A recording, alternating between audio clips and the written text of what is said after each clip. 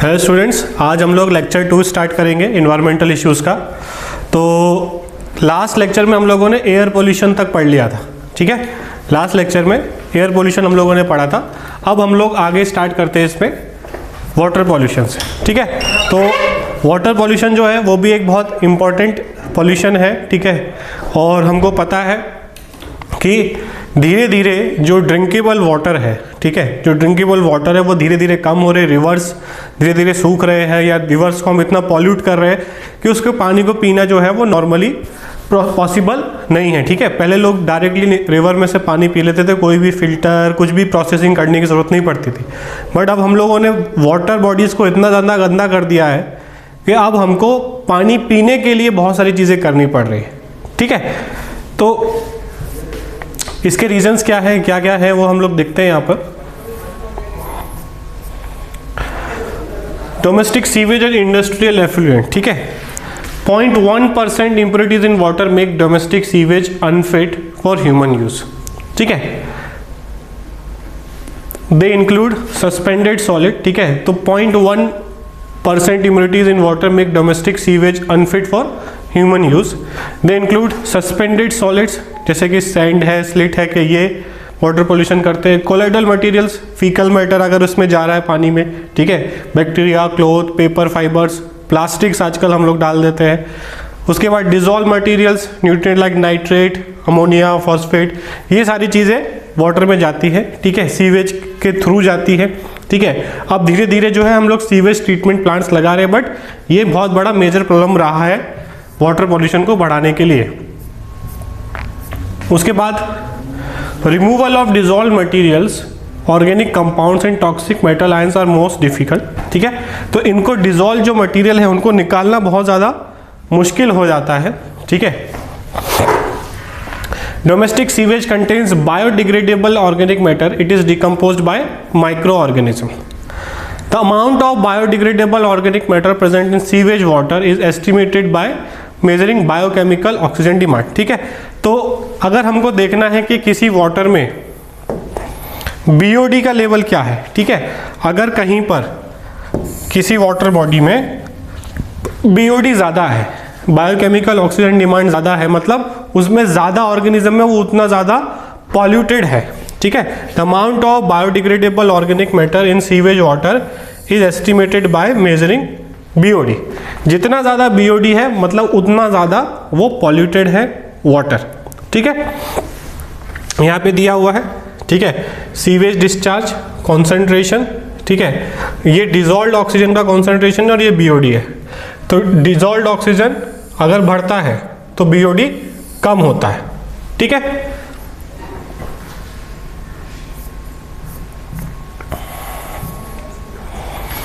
During biodegradation, microorganisms consume O2.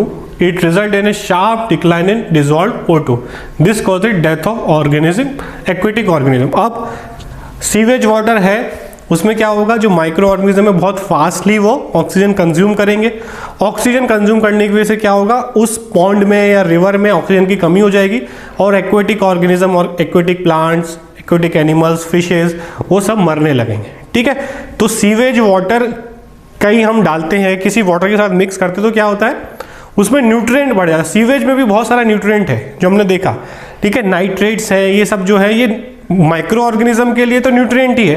तो वहाँ बहुत तेजी से माइक्रो ऑर्गेनिज्म ग्रो होने लगते हैं, ठीक है, और वो सारा ऑक्सीजन खींच लेते हैं उस जगह का, उस वाटर का, और बाकी एक्वेटिक प्लांट्स और एनिमल वहाँ पे किल होने लगते हैं और वो वाटर अब सूटेबल नहीं होता किसी भी चीज़ के लिए। Presence of more nutrient in water causes, अगर ज़्यादा न्यूट्रिएंट आ जाते हैं, water causes excess growth of planktonic algae, ठीक है, एल्गल ब्लूम हो जाता है। ये आप देख सकते हो यहाँ पर, ये पूरा जो है ये दिस इज एल्गल ब्लूम, ठीक है। It imparts a distinct colour to the water bodies and deteriorates the water quality resulting in death of fishes, ठीक है। अब पूरे वाटर के ऊपर ये एल्गी जम जाता है। ये एल्गी जब जम जाएगा तो क्या होगा, अब ये वाटर जो है वो एक्वेटिक ऑर्गेनिज्म के लिए सूटेबल नहीं रहा और वो वहाँ पर ग्रो नहीं कर पाएंगे और उनकी डेथ यहाँ पर हो जाएगी, ठीक है।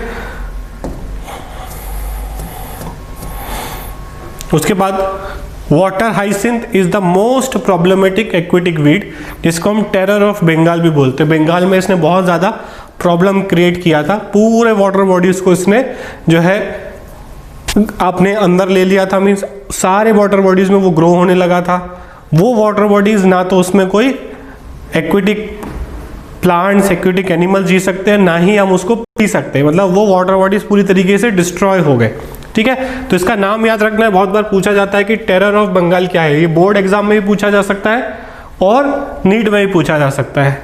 They grow abundantly in eutrophic water bodies. Sewage from homes and hospital contain pathogen that cause dysentery, typhoid, jaundice and cholera. और अगर हम रिवर्स में और पॉन्ड्स में, लेक्स में अगर सीवेज डालते हैं तो उसमें बहुत सारे पैथोजेंस होते हैं। अगर गांव के लोग नदी का पानी पी रहे हैं तो उनको फिर बीमारियां भी, ये सारी बीमारियां भी हो सकती है। ठीक है, मेनली जो टाइफाइड है, जॉन्डिस है, ये खराब पानी पीने की वजह से, इम्प्योर वाटर पीने की वजह से, गंदा पानी पीने की वजह से ही होती है। ठीक है, इंडस्ट्रियल वेस्ट जो पानी में जाएगा contains toxic substance like DDT, heavy metals, ठीक है, जो कि कैंसर कर सकते हैं, डायबिटीज कॉज कर सकते हैं। ठीक है, बहुत सारे अंदर ऑर्गन को जाके डिस्ट्रॉय कर सकते हैं, लिवर में प्रॉब्लम कर सकते हैं। अगर वो पानी कोई पी रहा है और कंटिन्यूसली हैवी मेटल्स या केमिकल्स उसके बॉडी में जा रहे हैं तो अलग अलग तरीके की बीमारी हो सकती है, जैसे कि लिवर फेलियर हो सकता है, पेनक्रियाज अगर डिफेक्ट में प्रॉब्लम हो गया तो डायबिटीज़ हो सकती है, हाइपरटेंशन हो सकता है, अगर वो पानी कंटिन्यूसली लोग कंज्यूम। अब गांव के लोग तो कोई फिल्टर, आरओ फिल्टर तो नहीं लगाते, वो नदी में से पी रहे। नदी में हम लोगों ने वेस्ट डाला है तो वो उन लोगों के लिए काफ़ी प्रॉब्लमेटिक हो सकता है।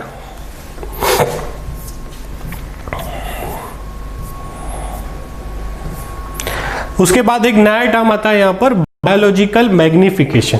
ठीक है, बायोलॉजिकल मैग्निफिकेशन मतलब it is the accumulation of toxicant at successive trophic level of a food chain. एक फूड चेन है तो कैसे कोई टॉक्सिक सब्सटेंस जो स्टार्ट हो रहा है नीचे से वो कैसे बढ़ता जाता है, मैग्नीफाई होता जाता है, मैग्निफिकेशन यहाँ पर हो रहा है। जैसे यहाँ पर हम देखें प्रोड्यूसर्स है, ठीक है, अब मान लो पानी में जो है कोई केमिकल है, वो पानी की केमिकल जो है वो पानी का वो चला गया जो फाइटोप्लैंक्टॉन्स है। ठीक है, अब फाइटोप्लैंक्टॉन्स मान लो 10 फाइटोप्लैंक्टॉन थे, उनमें वो केमिकल गया, एक जू प्लैंक्टॉन ने, एक एनिमल ने वो 10 के 10 खा लिए। ठीक है, 10 पेड़ उसने खाए तो उसके अंदर तो 10x हो गया। फिर एक स्मॉल फिश ने 10 जू प्लैंक्टॉन खा लिए तो यहाँ तो 100x हो गया। फिर एक लार्ज फिश ने 10 स्मॉल फिश खा ली। ठीक है, तो क्या हुआ, ये ppm जो है, पार्ट्स पर मिलियन जो है वो मैग्नीफाई होता जा रहा है, जो भी केमिकल हमने पानी में डाला। और अगर यहाँ पे तो फिश ईटिंग बर्ड दिखाया, अगर ये मछली हम खाते हैं, जो लोग फिश खाते हैं, तो वो जो केमिकल ह्यूमन ने ही पानी में फैलाया था, डीडीटी डाला था तुमने खेत में, बारिश हुई तो वो पानी के साथ बह के पास की नदी में चला गया, तो वो डीडीटी जो तुमने सोचा था मेरे को तो कोई फर्क नहीं पड़ रहा है, वही डीडीटी पानी में होते हुए या फिर जो मछली तुम खा रहे हो उसमें मैग्नीफाई होके बहुत कॉन्सेंट्रेटेड फॉर्म में आ रहा है हमारे पास लौट के। ठीक है, या तो जो पानी पी रहा है उसके पास भी जा रहा है, ठीक है, और बाकी एनिमल्स में भी जा रहा है। ठीक है, बाकी एनिमल्स में भी जा रहा है, तो धीरे धीरे ये मैग्नीफाई हो रहा है। ठीक है, organism cannot metabolise or excrete the toxin, so it is passed on to the next trophic level. उसके बाद biomagnification of DDT in aquatic food chain. DDT जो है बहुत डेंजरस जो है, ये पेस्टिसाइड है। ठीक है, ये जो यूज़ किया जाता है, अगर ये यहाँ पर देख सकते हो आप, इतना पार्ट्स पर मिलियन है ये, जिसको हम बोल सकते हैं 0.003 पार्ट्स पर बिलियन दिया है यहाँ पे, और मिलियन के हिसाब से इतना होगा पॉइंट, ठीक है, 5 जीरो है यहाँ पर। उसके बाद जू प्लैंक्टन में 0.04 ppm होगा, फिर उसके ऊपर स्मॉल फिश में 0.05, लार्ज फिश में 2 ppm, और ऊपर पहुंचते पहुंचते ये 25 ppm हो जाएगा बर्ड्स तक पहुंचते पहुंचते, क्योंकि बर्ड्स जो है फिशेस को खाएंगे। ठीक है, तो ये हम देख रहे हैं कि इस तरीके से इसका मैग्निफिकेशन हो रहा है, और ये क्वेश्चंस डायरेक्टली पूछे जाते हैं, तो ये आपको याद रखना है। कि किसका कितना मैग्निफिकेशन एक्वेटिक फूड चेन में हो रहा है डीडी, ठीक है। तो ये डीडीटी का एग्जांपल सबको याद रखना है, उसकी वैल्यूज याद रखनी है, ठीक है। आगे चलते हैं हम लोग। DDT disturb calcium metabolism in birds which causes thinning of eggshell and their premature breaking, it causes decline in birds population. अब डीडीटी जब बर्ड्स तक पहुंचेगा तो उसके कैल्शियम मेटाबॉलिज्म को अफेक्ट करेगा, फिर वो जो एग ले करेंगे बर्ड्स, उनके जो शेल है वो थिन हो जाएंगे, पतले हो जाएंगे, जिससे वो प्री मैच्योरली टूट जाएंगे, तो उनके जो है यंग वंग्स पैदा नहीं हो पाएंगे, धीरे धीरे जो है बर्ड्स का पॉपुलेशन कम हो जाएगा। तो बर्ड्स का पॉपुलेशन कम होने में बहुत सारे एक्सटिंक्ट भी हो गए, ये डीडीटी का रोल है, ठीक है। तो ये याद रखना है हमको। आगे चलते हैं हम लोग। यूट्रोफिकेशन, ठीक है, ये भी एक इंपॉर्टेंट टर्म है eutrophication. It is the natural ageing of a lake by nutrient enrichment, ठीक है। एक लेक का नेचुरली एज होना ड्यू टू न्यूट्रिएंट, उसमें न्यूट्रिएंट जो है वो बढ़ते जा रहे हैं। In a young lake water is cold and clear, कोई यंग लेक है जो नया नया बना है, with time streams draining into the lake introduce nutrient. अब धीरे धीरे उसमें कोई नाले के थ्रू या दूसरे स्ट्रीम के थ्रू पानी आने लगता है, ठीक है। मान लो एक गांव था जहाँ मतलब एक एरिया था जहाँ पे एक पॉन्ड था, आसपास कोई नहीं रहता था, अब वहाँ पे धीरे धीरे लोग बसने लगे, गांव बस गया। अब गांव वालों ने नाली जो है वो, अब घर का कचरा कहीं तो निकालना है, पास में पॉन्ड है, सबने वहाँ नालियाँ बना दी कि सारा घर का कचरा जो वेस्ट है, पानी का वेस्ट, सीवेज वेस्ट, सब पॉन्ड में जाने दो। तो क्या हुआ, अब उसमें न्यूट्रिएंट बढ़ने लगे, ठीक है, उसमें नया पानी आने लगा गांव की तरफ से, उसमें ये सब बढ़ने लगे, nitrogen, phosphate. It increases lake fertility. अब जब उसमें न्यूट्रिएंट बढ़े, देखो पानी में तो माइक्रोब्स नहीं ग्रो हो सकते, सिर्फ पानी है, तो पानी के साथ साथ उसमें न्यूट्रिएंट भी है, तो माइक्रोब्स खूब बढ़िया खुशी खुशी ग्रो होंगे, ठीक है। Thus plant and animal grow rapidly and organic remains are deposited on lake bottom, so the lake grows shallower। अब धीरे धीरे क्या होगा, कचरा जो है वो लेक में नीचे बैठने लगेगा, उसकी गहराई कम होने लगेगी, ठीक है। Shallower and warmer with water organism. Marsh plants take root in the shallows and fill in the original lake basin, eventually the lake becomes land. धीरे धीरे पूरा उसमें कचरा जम जाएगा, ठीक है, लेक जो है वो पूरी तरीके से भर जाएगी ऑर्गेनिक मैटर बाकी वेस्ट से, और वो लेक खत्म हो जाएगी। धीरे धीरे ऐसे बहुत सारे पॉन्ड खत्म हो गए, ठीक है। ये आप देख सकते हो, पहले ऐसा पूरा पॉन्ड था और धीरे धीरे यहाँ प्लांट ग्रो होने लगे, फिर यहाँ पे मिट्टी इकट्ठी होने लगी, कचरा इकट्ठा होने लगा, और धीरे धीरे ये लेक से थोड़ा दलदल जैसा बनेगा और फिर उससे पूरी तरीके से ये लैंड बन जाएगा, ठीक है। तो इसको हम बोलते हैं यूट्रोफिकेशन, ये याद रखना है। उसके बाद depending on climate, size of lake and other factors, the eutrophication में स्पेंड 1000 ऑफ ईयर्स। अब ये ऐसा नहीं है कि बहुत जल्दी हो जाएगा, इसमें 1000 ऑफ ईयर्स लग सकते हैं। However, pollutants like effluent from industries and homes accelerate eutrophication. This is called as cultural or accelerated eutrophication. एक तो नेचुरल होता है जिसमें हजारों साल लगेंगे, ठीक है, बट ह्यूमन एक्टिविटीज के थ्रू जो हो रहा है जिसमें हम 50 साल 40 साल में ही एक पूरे पॉइंट को खत्म कर दे रहे हैं, तो उसको हम लोग एक्सीलरेटेड या कल्चरल यूट्रोफिकेशन बोलेंगे। The prime contaminants are nitrates and phosphates, they over stimulate the growth of algae, ठीक है। जब नाइट्रेट और फॉस्फेट जो फीकल मैटर में होते हैं बहुत ज़्यादा, जब वो पानी में पहुँचते हैं उनकी वजह से बहुत ज़्यादा एल्गी का ग्रोथ बढ़ जाता है, ठीक है। It causes unsightly scum and unpleasant odours and rob the water of dissolved oxygen, ठीक है, और डिजॉल्व्ड ऑक्सीजन कम होती जाती है। It leads to death of other organism, ठीक है, बाकी अदर ऑर्गेनिजम्स की यहाँ पर डेथ हो जाती है।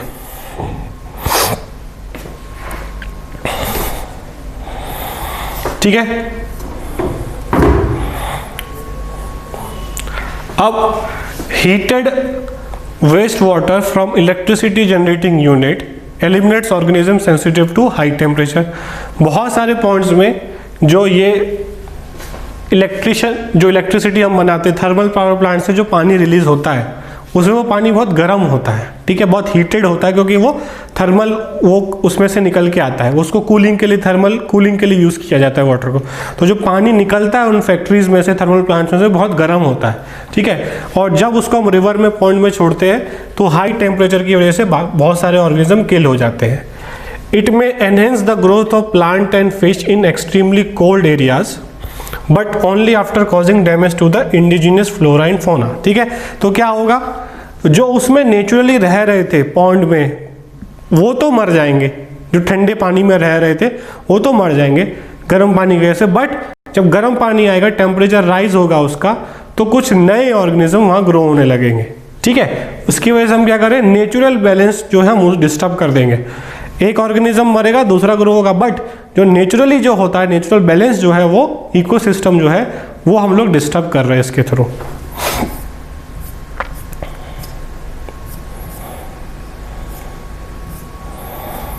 ठीक है, अब नेक्स्ट टॉपिक है integrated waste water treatment. It includes artificial and natural processes. एक example is the town of Arcata, ठीक है, कैलिफोर्निया में है ये।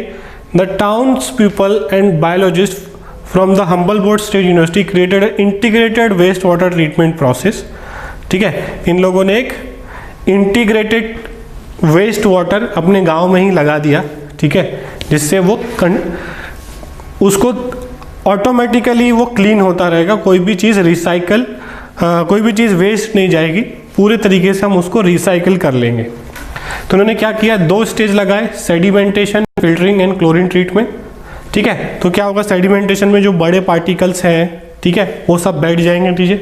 उसके बाद फिल्टर कर लेंगे जो भी कुछ मान लो प्लास्टिक और वो सब जा रहा है। उसके बाद सारी चीज़ों को रिमूव करके biologist developed A series of 6 connected marshes over 60 hectares of marshland, ठीक है। उन्होंने पूरा एक टनल जैसा सिस्टम बनाया यहाँ पर। Appropriate plant, algae, fungi, bacteria were seeded into this area.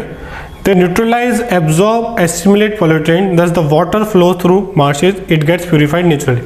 अपने आप अलग अलग एरिया से उन वेस्ट वाटर को निकाला, धीरे धीरे सारे टॉक्सिक उसमें कम होते गए, अपने आप वो प्यूरिफाई हो गया, ठीक है। तो नेचुरल सिस्टम को यूज कर कर हमने वाटर को प्यूरिफाई कर लिया, ठीक है।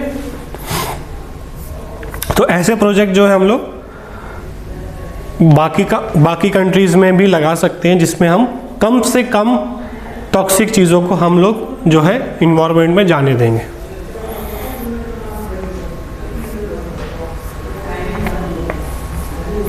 उसके बाद है ecological sanitation. It is a sustainable system for handling human excreta using dry composting toilets, ठीक है। Human excreta can be recycle into a resource, ठीक है। अब इसमें क्या कहते हैं, कंपोस्ट, ह्यूमन एक्सक्रीटा को, ह्यूमन फीकल मैटर को ड्राई करके एज ए नेचुरल फर्टिलाइजर्स की तरह यूज करना चाहते हैं, ठीक है। इसको हम बोलते हैं ecological sanitation. It reduces the need for chemical fertiliser.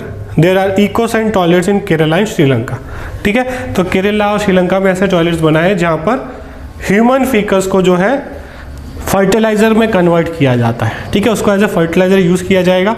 एक तो फीकस मैटर जो है वो पॉल्यूशन नहीं कर रहा है, वो यूज हो गया। दूसरा, केमिकल फर्टिलाइजर यूज नहीं करना पड़ेगा, तो उससे भी पॉल्यूशन कम होगा। तो दोनों, इसमें 2 चीजें का फायदा हो रहा है यहाँ पर, ठीक है।